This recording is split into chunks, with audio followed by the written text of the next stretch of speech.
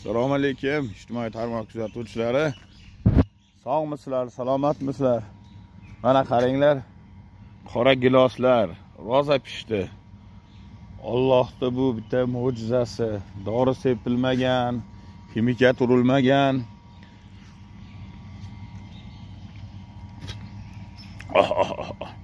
Allohga shukr, mana shu kunga yetkazganiga shukr. O nariyada o'riklarimiz pishgan. Kechagi chiqishlarimizdan birida ijtimoiy tarmoqqa ham kirishni hojati qolmadi. Do'stlar, Adolat shahzodasini mana bunday qilib mashinamga ham yozib olganman mana. Mana mashinamning nomeri. Farg'ona shaharda yuraman ko'pincha. Ishdan bo'sh mahalim Farg'ona shaharda Yandexda faoliyat olib boraman. Xudoga shukr, litsenziya hamma yo'llarimni olib qo'yganman. Chunki ertaga shuni orqasidan ozmi ko'pmi bola chaqa boqyapmiz. Qochib yurganimiz yo'q. Davriyo trans, ichki ishlardan, boshqalardan. To'ram prezidentimizni ovorayotgan siyosatlariga qarshi chiqqan joyimiz yo'q. Lekin Abror Ali, yana sizga bir marta chiqish qilyapman. Endi shu kitob o'qib, kitob haqida gapirayotgan odam haqida gapirmovdingiz. Sizni orqangizdan biz ergashishimiz kerakmi? Yo sizga qo'shilib biz ham g'iybat qilishimiz kerakmi? Ey do'stlar, aql nima peshvolari, din peshvolari, sizlardan iltimos, madaniyat xodimlari, sizlardan ham iltimos. Hallaring ne santimetr, haligi ochiq-chachiq, keyin mana bunaqa g'iybatchilarni bitta yig'ishtiraylik internetdan. Qo'limizdan keladimi, Ozod Ahmadovich? Abror Ali, siz dinni zo'r tushunar ekansiz. Qo'lingizdan keladimi shularni yig'ishtirish? Men tan beray sizlarga.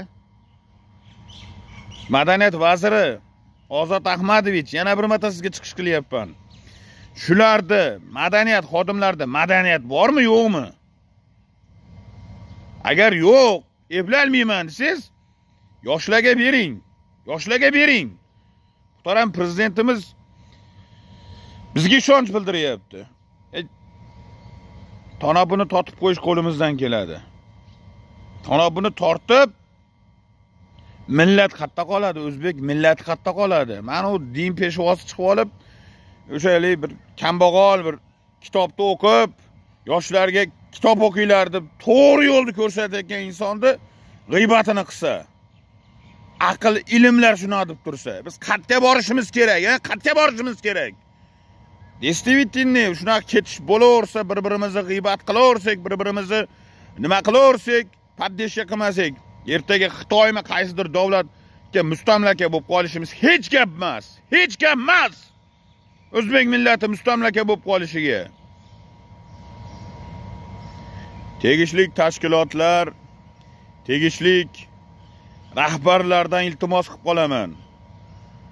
Fahish 18+ va din sohasida gapirayotganlar, iltimos, sizlarning gaplaringga amal qilamiz. Lekin aytayotgan masalalaringga amal qilamiz. Qilayotgan qiliqlaringni qilmaymiz.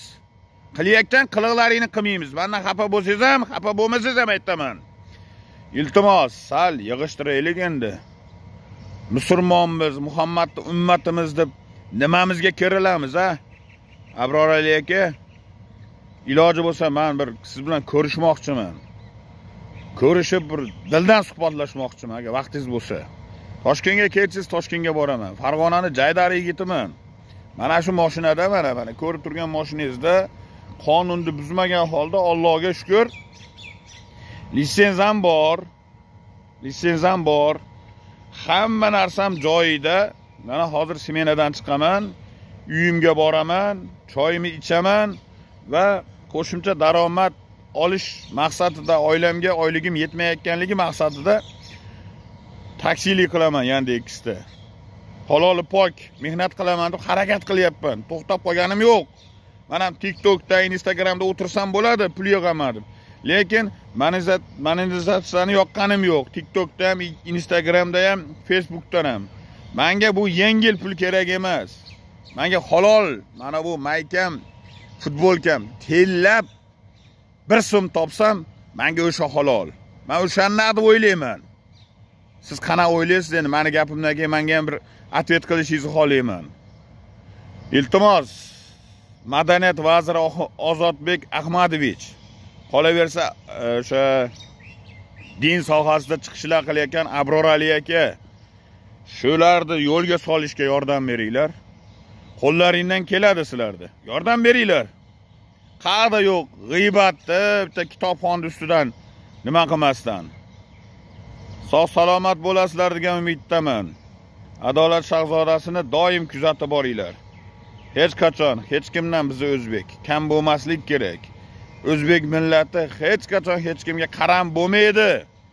Buni eshitsin, miyasiga quyib olsin, esidan chiqarmasin. O'zbegim hech qachon hech kimdan kam bo'lmagan.